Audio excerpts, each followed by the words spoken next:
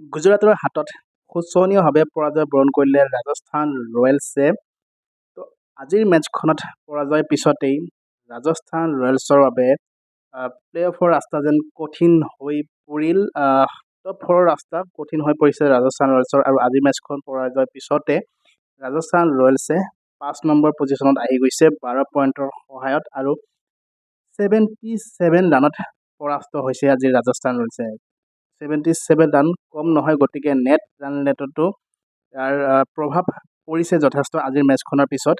তো ক'ত ভুল হ'ল ৰাজস্থান ৰয়েলছৰ, যিটো টিমে IPL 2026ৰ আৰম্ভণি ইমান সুন্দৰ কৰিছিল, ইমান ভাল প্ৰদৰ্শন কৰিছিল, আৰু টপ ফ'ৰৰ এটা দাবীদাৰ হিচাপে টিমটো আগবাঢ়ি গৈছিল IPLৰ আৰম্ভণিৰ মেচ কেইখনত, কিন্তু শেহতীয়াকৈ দেখিবলৈ পাইছোঁ ৰাজস্থান ৰয়েলছৰ খুব দুৰ্বল প্ৰদৰ্শন কৰি আছে আৰু একেৰাহে পৰাস্ত হ'ব ধৰিছে। আৰু এতিয়া আজিৰ মেচখনে এইটোৱে সূচাইছে যে ৰাজস্থান ৰয়েলছে পুনৰবাৰ প্লে অফত যোৱাৰ ৰাস্তা কিন্তু এতিয়া কঠিন হৈ পৰিছে। আৰু কিয়নো যিহেতু ৰাজস্থান ৰয়েলছে এতিয়া 11খন মেচ খেলিলে, 11খন মেচ খেলি 12 পইণ্ট লাভ কৰি আছে, আৰু 12 পইণ্টৰে 5 নম্বৰ পজিশ্যনত আছে বৰ্তমান। গতিকে 3খন মেচ আৰু বাকী ৰৈছে, 3খন মেচত কিন্তু 3খনতো জয়লাভ কৰাৰ প্ৰয়োজন এতিয়া হৈ পৰিছে ৰাজস্থান ৰয়েলছৰ, কাৰণ 3খনতো যদি জয়লাভ কৰে তেতিয়াহে ৰাজস্থান ৰয়েলছৰ 18 পইণ্ট হ'ব, আৰু 18 পইণ্ট হ'লেহে কিন্তু চান্স আছে প্লে অফত যোৱা টপ ফ'ৰত থকা,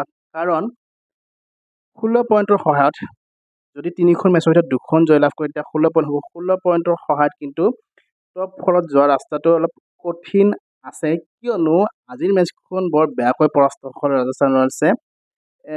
একপক্ষীয়ভাৱে পৰাস্ত হৈছে, 77 ৰানত পৰাস্ত হৈছে, যিটো T20ৰ বাবে খুব এটা বিগ মানে ডাঙৰ পৰাস্ত বুলি ক'ব লাগে, খুব বেয়াকৈ পৰাস্ত হৈছে আজিৰ মেচখনত। গতিকে আজিৰ মেচখনে যথেষ্ট প্ৰভাৱ পেলাইছে নেট ৰান ৰেটত ৰাজস্থান ৰয়েলছৰ।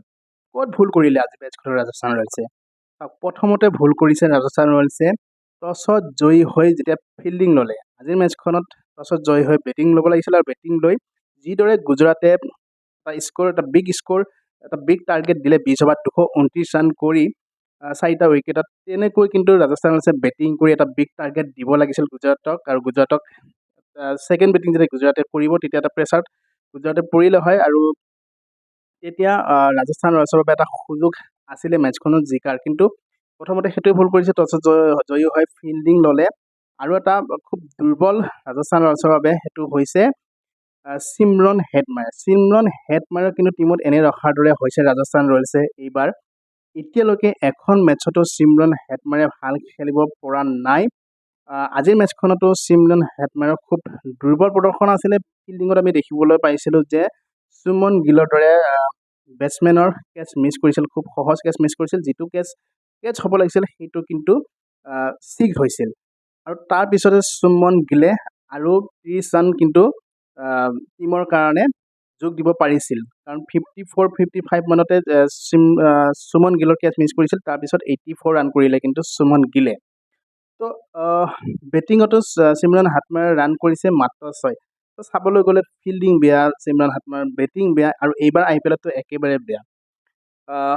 গতিকে চিমৰন হেটমায়াৰৰ স্থান আচলতে থাকিব নালাগে এই টিমটোত। আৰু চিমৰন হেটমায়াৰে আজিৰ দলত স্থান পোৱাৰ কাৰণটো হৈছে কেপ্টেইন ৰিয়ান পৰাগৰ যিটো আঘাতৰ কাৰণে আচলতে প্লেইং 11ত স্থান লাভ কৰিছিল আজি চিমৰন হেটমায়াৰে, কাৰণ ৰিয়ান পৰাগে নেখেলাৰ কাৰণে চিমৰন হেটমায়াৰে এগৰাকী বেটছমেন লগা হ'ল, আৰু ইফালে যিহেতু এগৰাকী ফৰেনাৰ খেলাৰ লগে লগে এইফালে মেইন বলাৰ নান্দি বৰ্গাৰক বহাব লগা হ'ল। গতিকে টিমটোৰ বেলেঞ্চ ভাঙি গৈছিল, সেইটো কাৰণে বলিং ডিপাৰ্টমেণ্টটো ৰাজস্থান ৰয়েলছৰ আজি কমজুৰি হৈ গ'ল। আৰু চাবলৈ গ'লে বলিং খুবেই কমজুৰি হৈছে। আজি এক্সট্ৰা ৰান খুব বেছি দিছিল ৰাজস্থান ৰয়েলছে, 16টাকৈ ৱাইডে দিছিলে ৰাজস্থান ৰয়েলছে। আজি যিখন মেটছত 16টাকৈ ৱাইড পৰে, তো সেইখন মেটছততো বলিংটো খুবেই বেয়া আছিল ৰাজস্থান ৰয়েলছৰ, ফিল্ডিং বেয়া আছিল, বলিং বেয়া আছিল। আৰু এটা কথা ক'বই লাগিব, কিন্তু যিমানে আলোচনা নকৰক, যিমানে সমালোচনা নকৰক ৰিয়ান পৰাগক লৈ, কিন্তু আজি ৰিয়ান পৰাগ নথকাৰ কাৰণে কিন্তু টিমটো বহুত দুৰ্বল দেখিবলৈ পোৱা গৈছে। কাৰণ সেই যিটো ৰিয়ান পৰাগৰ কেপ্টেইনশ্বিপৰ যিটো অভাৱ, সেই অভাৱটো আজি দেখিবলৈ পোৱা গৈছে। লগতে এগৰাকী বেটছমেন ৰিয়ান পৰাগে যিখন যোৱা মেচখনত 90 ৰান কৰিছিল, 90 ৰান কৰিছিল আৰু ফৰ্মত ঘূৰি আহিছিল ৰিয়ান পৰাগে, ৰিয়ান পৰাগৰ স্থানত কিন্তু আজি হেটমাৰে খেলিলে আৰু হেটমাৰে সেইটো কৰি দেখুৱাব নোৱাৰিলে। যদি ৰিয়ান পৰাগ থাকিলেহেঁতেন, ৰিয়ান পৰাগে যদি যোৱা মেটচখনৰ দৰে এটা ভাল ইনিংছ খেলিলে হয়, নিশ্চয়কৈ বেটিঙত ভাল হ'ল হয় ৰাজস্থান ৰয়েলছৰ। আৰু চাবলৈ গ'লে অপেনাৰ হিচাপে সূৰ্যবংশী ভাল খেলিছিল। সূৰ্যবংশীয়ে সদায় যিটো কাম কৰে, প্ৰত্যেকখন মেটচতে যিটো কাম কৰে সেইটো কাম কৰি গৈছিলে। কিন্তু যশস্বী জয়ছালে সেইটো কাম কৰিব নোৱাৰিলে। ধ্ৰুৱ জুৰেলো খুব ভাল বেটিং কৰা দেখা গৈছিলে, কিন্তু প্ৰেছাৰৰ ফলত ধ্ৰুৱ জুৰেলো আউট হৈ গ'ল। ৰাছিদৰ খুব সুন্দৰ বলত আউট হৈ গ'ল ধ্ৰুৱ জুৰেল। তো এটাৰ পিছত এটাকৈ উইকেট যোৱাৰ পিছত ৰাজস্থান ৰয়েলছে অল আউট হ'ল 16 অভাৰ 3 বলত 152 ৰানতে অল আউট হৈ গ'ল ৰাজস্থান ৰয়েলছ আৰু 77 ৰানত এই মেটচখনত পৰাজয় বৰণ কৰিলে। এটা কথা ঠিক যে আমি ৰিয়ান পৰাগৰ অভাৱটো আজিৰ মেটচখনত কিন্তু অনুভৱ কৰিছোঁ। তো এতিয়া ৰিয়ান পৰাগৰ ইঞ্জুৰি আপডেট যদি দিবলৈ যাওঁ, তেতিয়াহ'লে ৰিয়ান পৰাগৰ যিটো ইঞ্জুৰি আপডেট, ইয়াৰ পিছৰ মেটচখন ৰিয়ান পৰাগে খেলিব পাৰিবনে নাই। তো দেখা গৈছে যে ৰিয়ান পৰাগে ডগআউটত আছে। ৰিয়ান পৰাগ, গতিকে এটা ভাল খবৰ, ৰিয়ান পৰাগৰ আঘাত সিমান গুৰুতৰ নহয়। যদিও আজি মেটচখন খেলা নাই, সিমান গুৰুতৰ দেখা যোৱা নাই, সিমান গুৰুতৰ যেন লগা নাই। নিশ্চয়কৈ অহা মেটচখনত খেলিব পাৰিব ৰাজস্থান ৰয়েলছে, কাৰণ ৰাজস্থান ৰয়েলছৰ নেক্সট মেটচখনো খুব এটা গেপ আছে। নেক্সট মেটচখন 17 তাৰিখে আছে। তো আজি 9 তাৰিখ, গতিকে 17 তাৰিখলৈ যথেষ্ট সময় আছে। তেতিয়ালৈকে ৰিয়ান পৰাগ, আশা কৰিম ৰিয়ান পৰাগে সুস্থ হৈ উঠিব।